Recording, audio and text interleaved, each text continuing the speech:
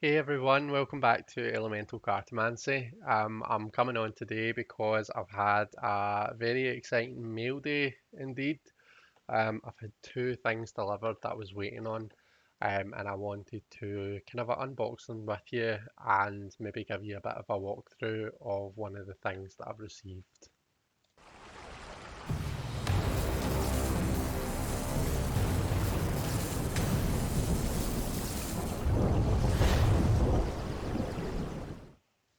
Okay guys, so the first thing that I'm going to be showing you is this, and this is my very first Kelly bag. Um, I wanted to just show you kind of the the envelope that it came in, just because I thought the wee stickers that she'd put on were really cute. So I've got this wee kind of a monster and a sticker that says you've got great taste. So that made me chuckle. Um, Look at, do you know, I actually started to just kind of open this up downstairs, and then when I saw how beautifully it was kind of packaged and wrapped together, I thought, no, do you know what? I'm gonna do this on. I'm gonna like let everyone have this experience with me. So it's tied up so nicely with this string. There's a wee card on it that says "Handmade with Love." It's even got my name on it. Oh, it's so sweet. So let's kind of carefully unravel this. And this is where I start to suffer because I don't have nails and I panic and try and do things in a hurry. Let's see if we can use a pencil to undo this. There we go.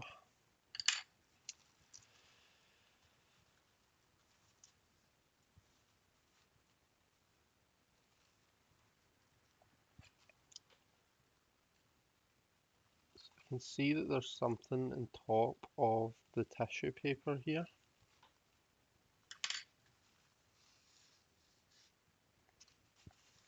There's even like Halloweeny themed string. Such like amazing attention to detail here. What's this? Oh, it's a wee tea bag and a ghosty sticker. Um, and is that another sticker as well? Oh, it's a message from Kelly that I'll read. Um, But yeah, and then the bag itself was wrapped in this beautiful purple tissue paper with Halloween themed washi tape. Like Kelly is such an artist. It really is just beautiful the way that she's packaged this. And I'm not normally one to get excited over things like packaging and stuff. Normally um I don't know, just like yeah, that's cool. It's safe, it's protected, does the job, happy days. But this is just over and above, you know. I'm just going to have to kind of burst into it. And there we have it, the Kelly Bear pouch itself. So it's got this kind of a black, shiny string. The wee charm on it is a wee pumpkin, and the kind of a beautiful purple um, bag. So there we have it, and I'm going to use this to keep my John Doe, which was handmade by Justin Michael himself, and the art restorations by Shell David. Um, so this is an absolutely stunning, stunning deck. And the fact that it was handmade by one of my friends, just makes it even more beautiful. But yeah, this is like an absolute piece of art in itself. So I knew that I needed, because it came kind of a wrapped in rice paper and it has these kind of a bands round it. I think what I'm going to do, so it has this and then the deck came in this kind of a seal. But I think what I'm going to do is I'm going to store these away safely with the rice paper. I know I'm a bit weird keeping rice paper, but it was nice. Um, and I'm just going to store the cards in the bag like this because it is a deck that I intend to use. I've used it already. I've used it to read with, and it actually reads an absolute charm. So it does. It's a really nice deck for reading. So I'm just going to store this in the Kelly pouch just in itself, and that way I know that it's kept safe and protected. Um, and yeah, I can just kind of grab it and it's ready to use whenever. I'm actually struggling to get this in.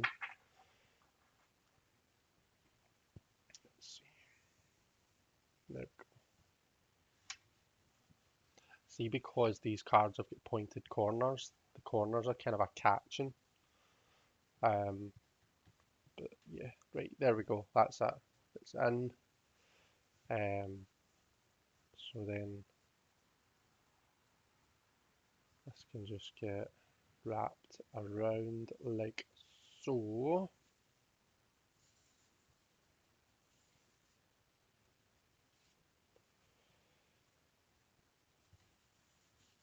Kept safe and sound in its Kelly Bear pouch. So that is pretty exciting. I'm glad that I've finally got that. Um, you know, I've got a place for that deck, and I'm obviously glad that I've finally got a Kelly Bear pouch.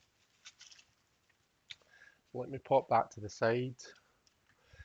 The next thing, the second thing that I've got to show you is this. The second edition of the new Choice Tarot de Marseille. So I came to the party late with the new Choice TDM, and I didn't get a copy of the first edition. But I was delighted when I saw that Ross was doing a second run of it. So I now have my very own copy of the new Choice.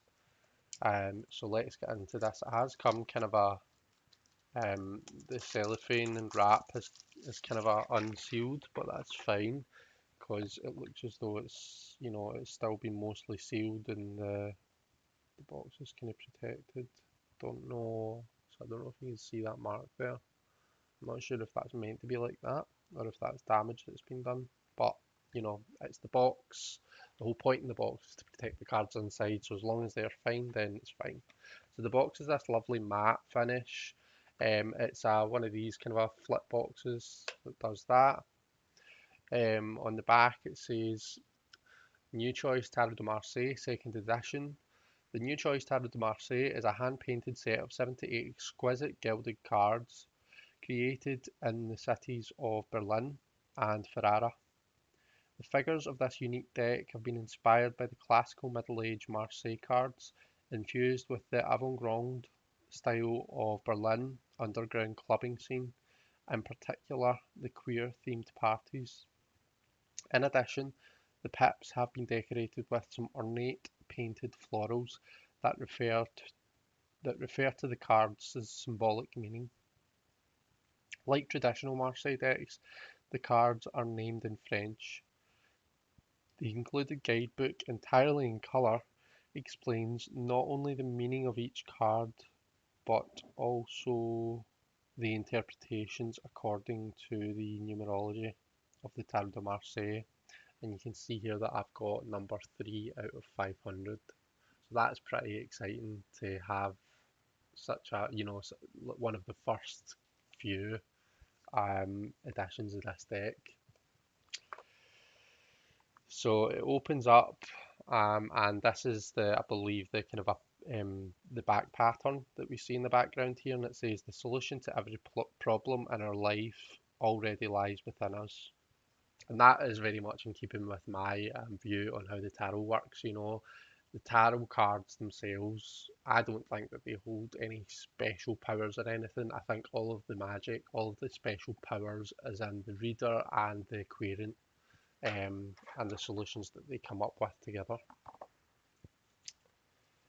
So let's pop the cards to the side. We've got the book here, and as it says on the box, the book is in full colour, so you can see for each card we've got a colour representation of the card.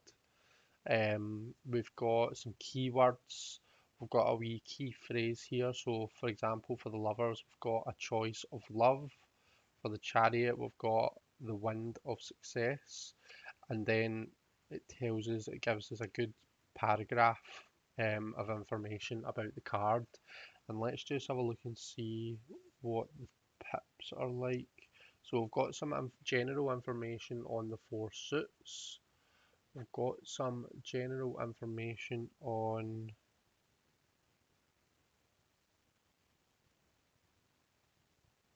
the on numerology just in general.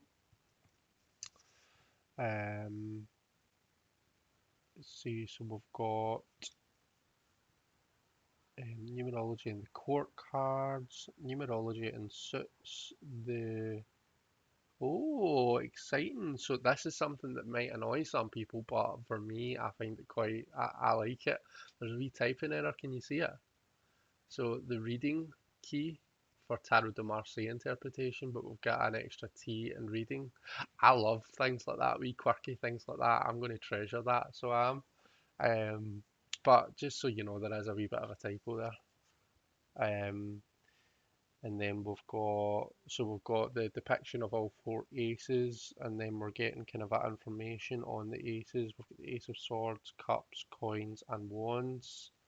We are getting like a small paragraph on each one, and then just some keywords.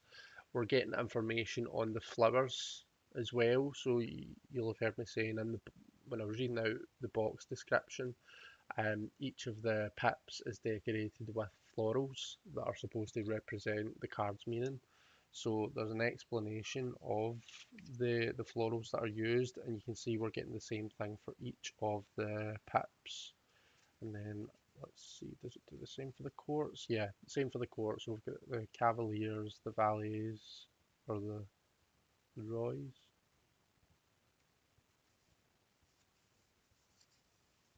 Okay, the valets, so it goes valets, which is the pages, the queens, the kings, and then the knights at the end there. And then let's see, do we have, so it says basic schemes for Tarot de Marseille. Is this where it's going to give us some spreads? Okay, so we're calling them schemes rather than spreads here. That's interesting. Um, the timeline scheme, the cross timeline scheme. So we've got a 5 card cross spread. And the new choice tarot cards. Acknowledgements and special thanks. Okay, so yeah, we've got some really kind of interesting information in this. You can see that actually you've got some kind of what appears to be key meanings, just quick meanings, for the majors. I'll need to go through that in detail, clearly, because I'm winging it a bit there. Okay, the cards themselves.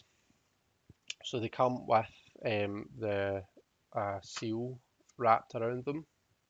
So I'll take that off. You can see that the cards have got this kind of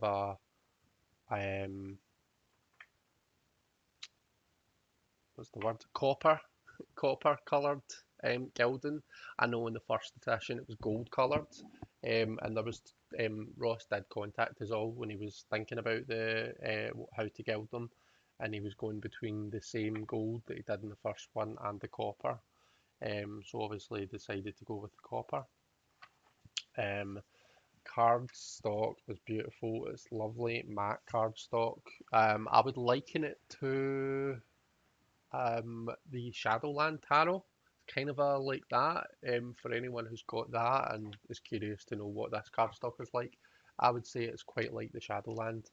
Size wise, let's see. So pretty much the same as your Smith weight. You can see that there's just a hair longer here, but it appears to be the exact same height. Okay, so let's do a flip through of the deck. I could probably get zoomed in a smidge more here.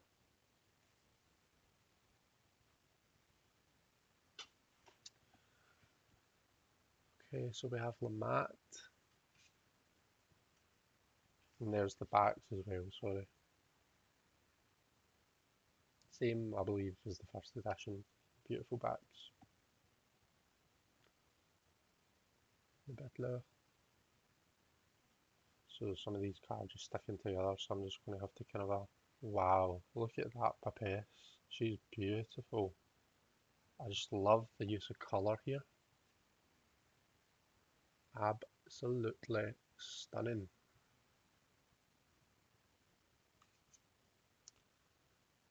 Imperatrice.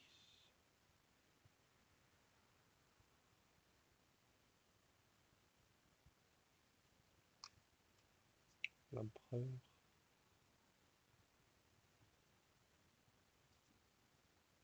Pape.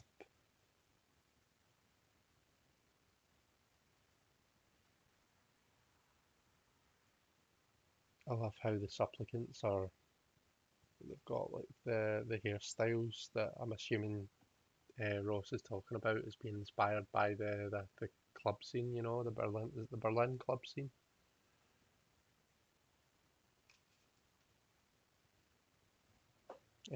L'amoureux, the lovers, and of course because it's Marseille, we have the two females depicted in the card, and the male is choosing between the two.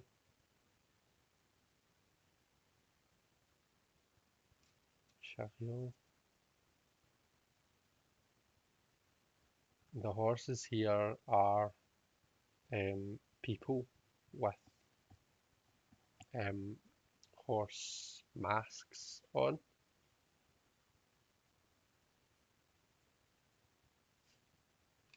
La Justice.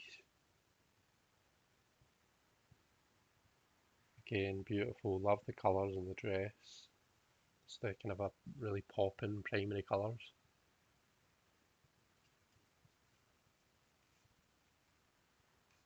They're neat. Oops. Again, beautiful primary colours. Ross is an absolute colour wizard. I will say that for him, like in terms of like kind of the colours that he's used throughout the clothing in this deck.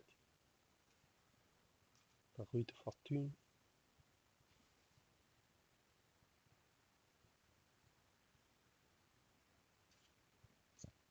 La Force.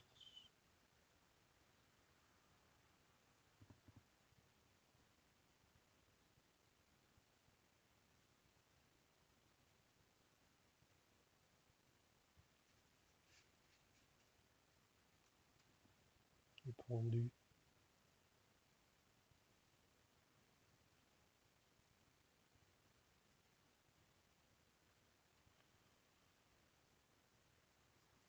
We have the Unnamed Arcanum, number 13. I've just noticed that rather than a copyright, we have Ross's signature in the corner, which is really nice. I like that actually. Really nice touch. Temperance or Temperance.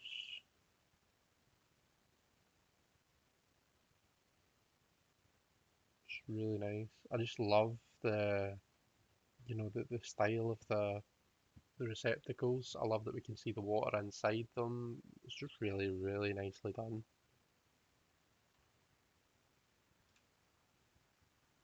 The Diab.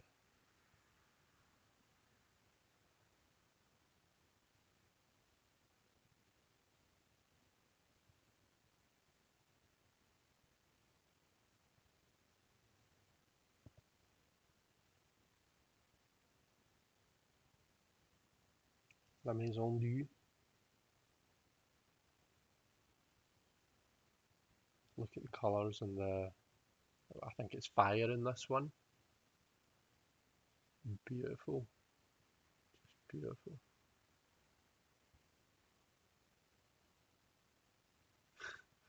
He kind of looks as though he's coming out of a hole in the bottom of the tower, doesn't he? It's funny when you look at the proportion of the proportions, the size of the people compared to the size of the tower.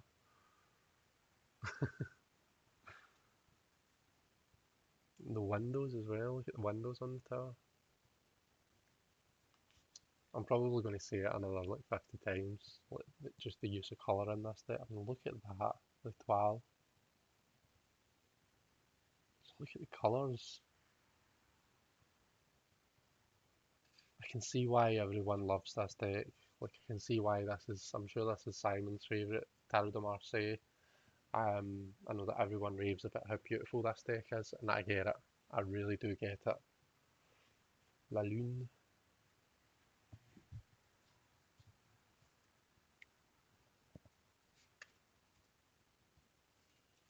Le Soleil.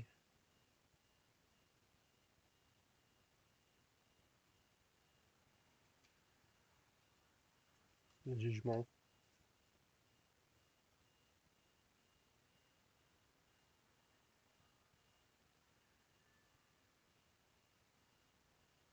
And Le Monde.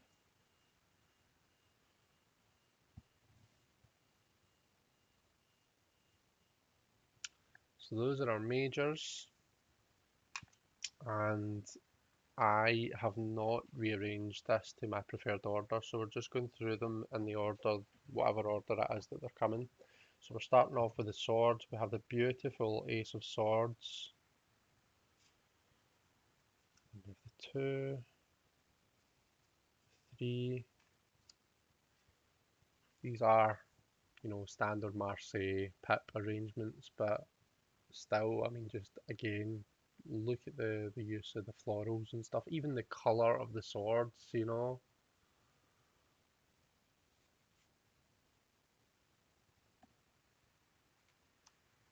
4, hearing strange noises.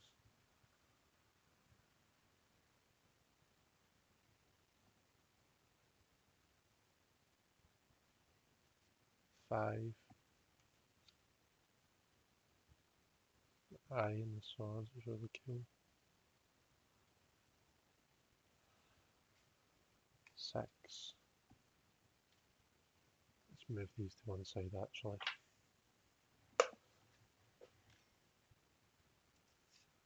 7.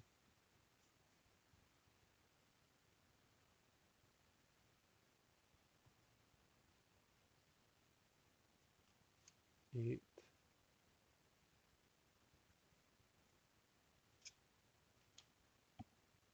9. And our 10 of swords.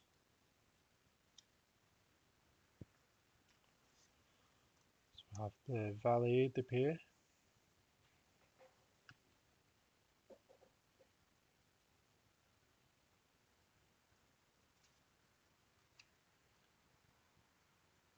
Reine de Paix.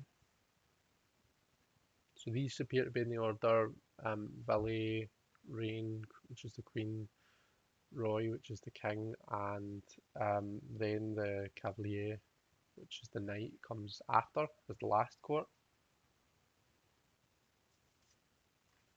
So Pas de Paix, and oh, nice 6-pack net, and our Cavalier de Paix.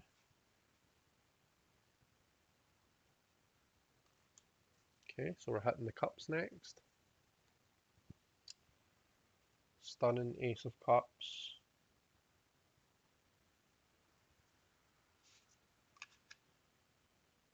2. So you can see that we've got Ross's initials, Rosario Salerno, down the bottom here, and that's quite traditional in the Two of Cups in Marseille. You generally at the bottom of the Two of Cups you'll see, some sort of signature initials, something to do with the creator. 3.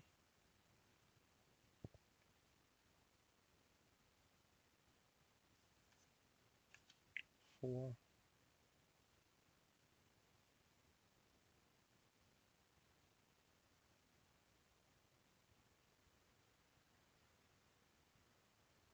Maybe 5.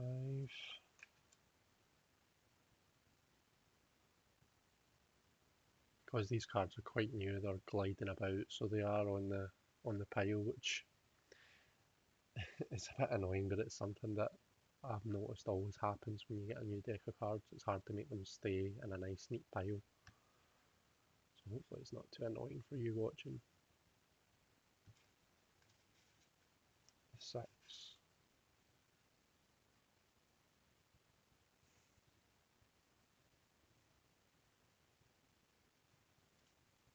7,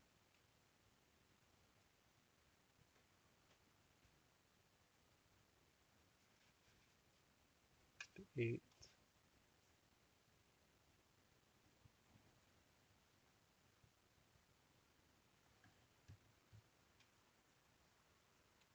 9 of cups, beautiful blue flowers, and the 10. Bigger cup pouring into the smaller cups.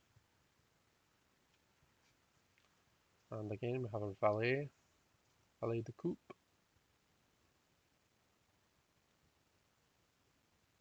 rain, she's queen. See, she's got her cup covered up here.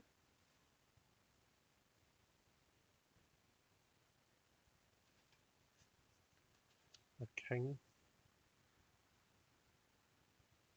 he's got the love heart tattooed on his chest.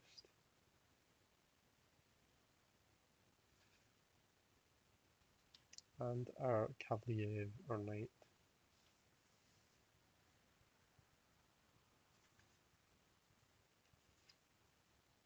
Onto the pentacles, oh sorry, coins I should say, because we're talking about Marseille here.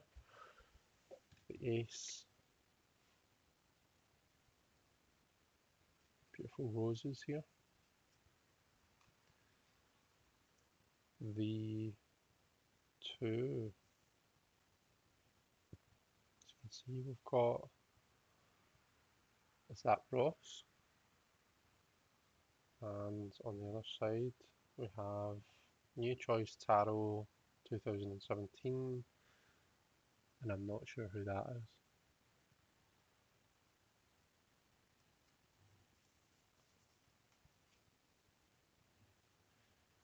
Three,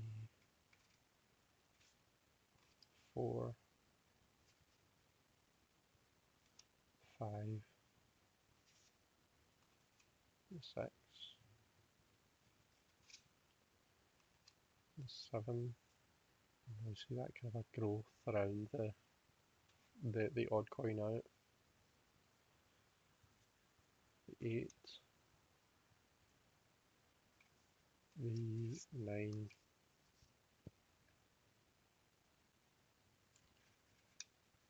and the 10.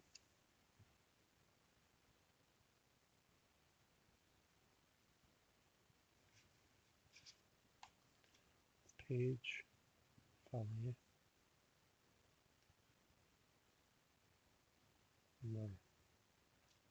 valet de dernier. Got our queen. So it's traditional in Marseille decks. The valet de dernier, the page of coins, quite often isn't labelled at the bottom, and often it's put on here, and you can see that Ross has kept with that tradition. Whereas with the other courts, you can see that we have the title down the bottom. King, and our cavalier.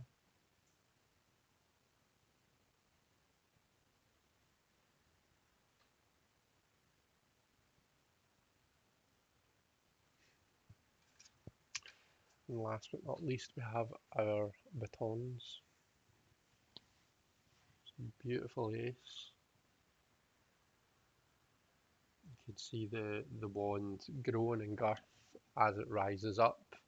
So that represents us building up that Kundalini energy, that passion, that energy, as we journey through the wand's suit. 2, 3, 4, 5, 6, 7,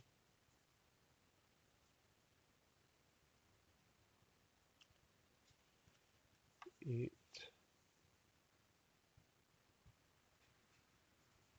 9,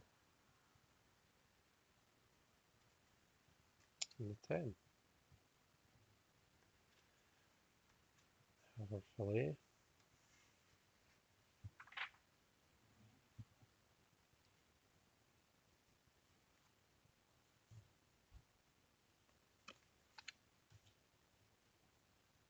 Queen. I love that she's got the Madonna kind of a style cone bra, and I love that because I've heard me saying this a million times, I very much view the Queen of Wands as being like the kind of a celebrity of the tarot. Um, she's the one that draws everyone's eye and the one that everyone's kind of just attracted towards. So she very much has that kind of a celebrity feel to her. So for there to be a bit of a Madonna vibe in there, really works for me. The king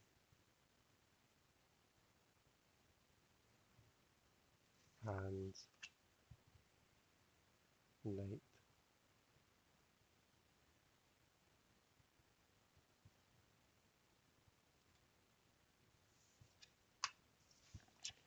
Okay, let's give these a shuffle and then I'll come back and do a sample reading.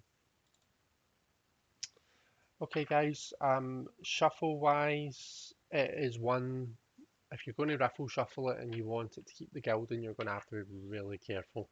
Like really gently shuffling and just, I wouldn't be bridging it to like kind of just combining them like that. I think really heavy riffle shuffling and bridge shuffling is probably going to kind of wear away the gilding on this deck. So it's up to yourself whether you know, some people like their decks to show signs of wear and tear and for the gilding to be worn because that shows that it's well loved, which is cool. Some would prefer to kind of shuffle it carefully and keep it in as good nick as possible.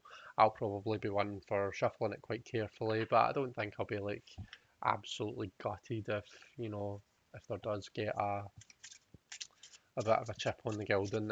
It's just, it's there to be used in my opinion. So but doesn't stop us being careful. As you can see, it overhands really nicely. It's a standard, pretty much a standard size deck, so it overhands just like any other deck. So in terms of a sample reading, I was thinking what we could do is we could pull a wee reading for the creator of this deck, for Ross. I know that Ross has obviously put this out as a second edition. I know that Ross is also working on a Rider-Waite Smith style and the new voice tarot. So let's just pull some cards for Ross and just generally look at the projects that he's got on and see how they're looking. I'm drinking Irish cream flavoured coffee. I don't have Irish cream in my coffee, it's just the flavour of the coffee. It's really nice. Okay, so for Ross then. So the first couple of cards are just going to tell us about the question that we've got in general, and we've got 2 coins cards coming out, so that makes sense. We've asked a question that's in relation to projects and to work. That Ross does this at the end of the day to make a living. It's in relation to work that he's got going on. So we have 10 of coins and the 8 of coins.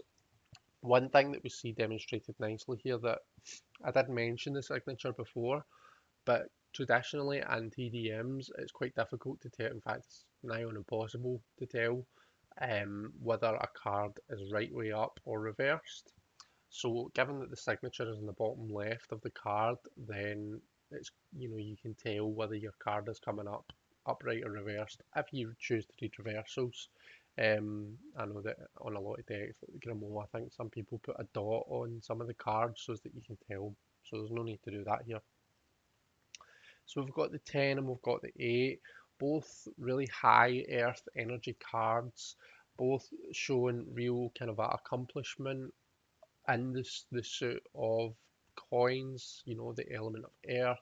So we are looking at him coming to the completion of one project and really kind of a working hard on the other one. And I mean, so far in terms of the question, we're looking for the project to be a success, obviously. So those are nice cards to come out. In terms of what actions are being taken, um, at the moment to achieve what what he wants to achieve, we've got the Valet de Coupe. So that maybe just shows that Ross is pouring his heart and soul into what he's got going on. We see the traditional kind of the page is holding the lid, so he's taking the lid off of his cup and he's holding it in his other hand. So he's opening himself up to the world, essentially opening his emotional self up to the world, and he's kind of wearing his heart on his sleeve for the world to see. And again, in terms of the question, we're talking about, the projects that Ross has got going on.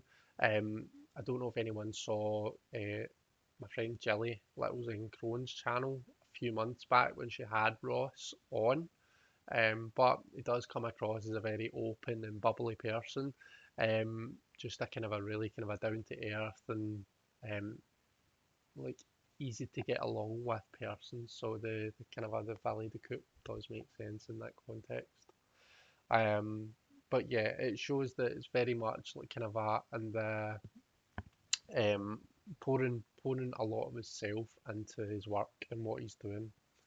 Now the immediate aims is Three of Wands. Now threes to me are a number of creation, production, of getting stuff done. Okay, and the wands coming out there being the passionate suit, the suit of legacy, of passion, of doing things that we really care about, that really we do pour our heart and soul into, and they mean a lot to us. So again, a three coming up in this position makes sense because the aim of these projects is to get stuff done. It's to put those projects out there to create a product and put it out there for the world to see and to own and to love. An asset, strength or la force, self-confidence, self-esteem, and knowledge of self-worth. So this suggests that Ross knows what his strengths are. I mean, we can see his strength, his assets, in just like 5 cards so far. I mean, you look at the beautiful artwork, you look at the beautiful use of florals, of colour, um, in this deck, and you can really see those assets laid bare on the table. An opportunity. Okay, so we've got the Five of Swords coming out as an opportunity there. Okay, so I was saying in my live yesterday, failure and success are not opposites from each other. Failure is part of success. Success is built off of the back of several failures until you've got there. Okay, traditionally, the Five of Swords is a card that talks about failing at something. Okay, but when we look at the numerology and the element, we're talking about instability, we're talking about conflict, and we're looking at the suit of the mind. Okay, so it might be that there's some tough times ahead, for the projects that Ross has got going on. It might be that there are some obstacles to work through, but the fact that it's coming up in this position suggests that, I mean, to me, obstacles are something that you can either let it get you down, you can let it stop you, or you can use it to really kind of a push forward from, to spring forward. It's kind of like the message in the Seven of Pentacles for me. You can let that awkward pentacle that's in the middle, you can let that be a barrier to you, or, and we really see it, I don't know if it's going to come up here, but we saw it in the flip through, the florals and the Seven of Pentacles in this deck really demonstrate that kind of a growing around it and then using it as a new base to push forward from, to reach new heights. Okay, so there's an opportunity there to learn from maybe some of the tough times that are potentially coming up, to use that to push forward and to achieve new heights. The seventh card is how the person sees the question. We have La Roue de Fortune, which is the Wheel of Fortune, Lady Fortuna. So it's all about, for me, how to kind of a roll with the punches, how to move with changing times, with changing circumstances, and keep going at the project nonetheless. So, I mean, there's been a lot of shit that's happened over the past two years anyway, to us all. But whilst Ross has been doing, this project in particular, the new voice, there's been a lot of stuff that's been happening around about, and I guess it's about, the question is how do you kind of how do you spring back from all of that? How do you push forward and actually make something of that despite all of the stuff that's going on? I mean, the Wheel of Fortune card is a nice card to come up because generally it's talking about, on the up. It's talking about, it's telling you like the time is right. It's telling you that your circumstances are fortunate to kind of a push forward. So that's quite nice. And together, this card kind of a links up with these two. These generally show the question, and this shows how the questioner sees the question. So all positive there. There's nothing really negative coming up, which is nice. The timing card. Um, So this is generally a card that will show you what you should be doing right now, or it's kind of a giving you a hint as to the timing, when should you act on the kind of the opportunities that we see. And we see the Four of Wands coming up. So the Four of Wands for me is a card about stability. It's about creating that stable structure, getting that validation as well. You've kind of reached the first hurdle.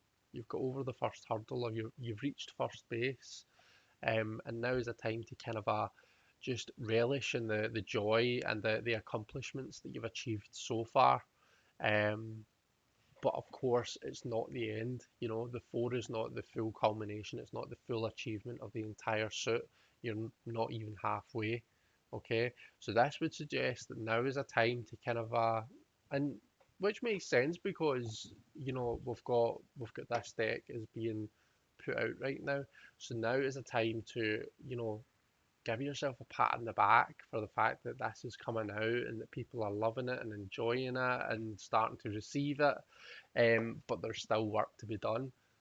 So take some time to enjoy the fact that this is coming out, but there is still stuff to be done. You've still got that 5 through 10 to get through. Um, the next card is the overall purpose, so it kind of links in. We had the actions right now, the kind of aims, the immediate aims, and then we have the overall purpose. And we've got another 3 card coming out here. So we do you see that? How we had a 3 as the kind of immediate aims, and we have a 3 as the overall purpose. So the immediate aims and the overall purpose are very much in line with each other. We can see that it's all about creating this product, putting it out there for the world to love. Maybe the immediate part is more of the kind of feelings that it gives the creator, more of that kind of sparking that passion and giving you that pride in yourself. Whereas the overall aims are more the physicality of it. It's about getting that product out there, and about, I mean, providing, it's a very much a card of the physical. So 3 of Coins coming out. And there's the collaboration aspect of the Three of Coins as well. Traditionally we look at it as a card about working together with other people. And when you've got a creation, there's always going to be the creator and then the kind of the person who's using the product, the buyer. So there is very much a collaboration there. The 10th card is a bit of a wild card. It's kind of something extra that you can look for when you're looking at the asset and the opportunity. It can tell you more about the opportunity. It can give you more information on it. So this is going to be good because it's going to tell us more about, maybe why we've got the Five of Swords here. Now we have the Hanged Man coming out as the kind of an extra card there, the extra information card. So there's perhaps going to be something maybe that's going to have to be looked at slightly differently.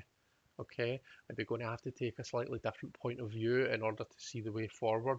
All right, so maybe a bit of a setback, but there is definitely the chance to see through it. It's maybe just going to take coming at it, a bit of problem solving and a bit of coming at the problem from a different angle and maybe a different way from what you did before. So maybe there's going to be something that happens in the production of the new voice that was different, and that's different from from the process of when the new choice was made, and it's just about navigating that issue. But there's definitely the ability there to do that. I mean, when I was liking this card to Odin, when Odin hung upside down for that day from the tree, he discovered the runes. Okay, he was enlightened to a point that he had never been before. So there's maybe a real potential to learn something that you can really take forward and use in the future, if you can kind of take on board this. So there we have it, our sample spread with the beautiful new Choice Tarot de Marseille, the second edition. Um, Absolutely stunning deck to read with.